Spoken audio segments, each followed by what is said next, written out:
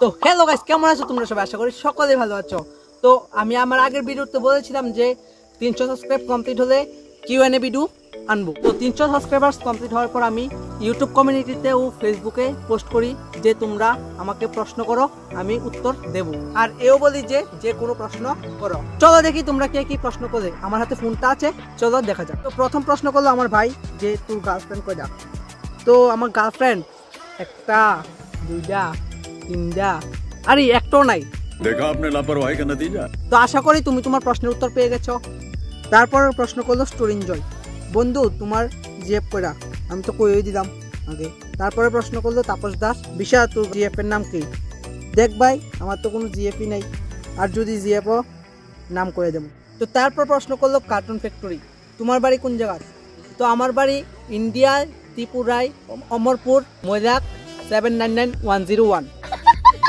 এরই সঙ্গে সে আবার প্রশ্ন করলো তুমি কোন ক্লাসে পড়ো? তো আমি এখন ক্লাস 11-এ পড়ি।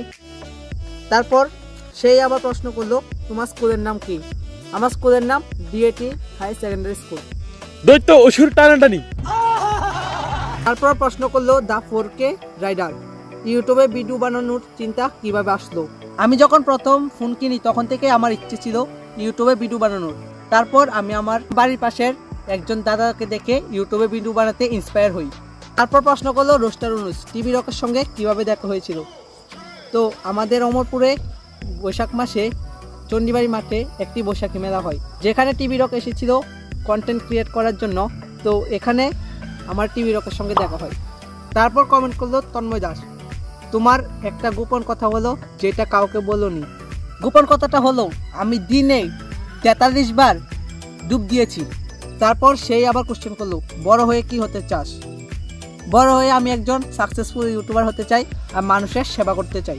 এরই সঙ্গে সেই আবার প্রশ্ন করলো তোমার কি জিএফ আছে? না না না, আমি তো কইলাম একবার আমার কোনো জিএফ বিএফ নাই।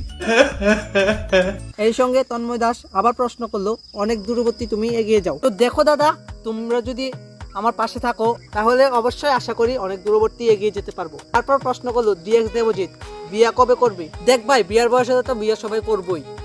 আর এরই সঙ্গে আবার প্রশ্ন করলো নিমন্ত্রণ করিস, আর নিমন্ত্রণ তো পাইবিই। তারপর প্রশ্ন করলো প্রীতম দাস, দিনে কয়বার? দিনে 2 বার, মানে স্নান করি আর কি। তোমরা কি তা মনে করছো অন্য কিছু? দুষ্ট লোক।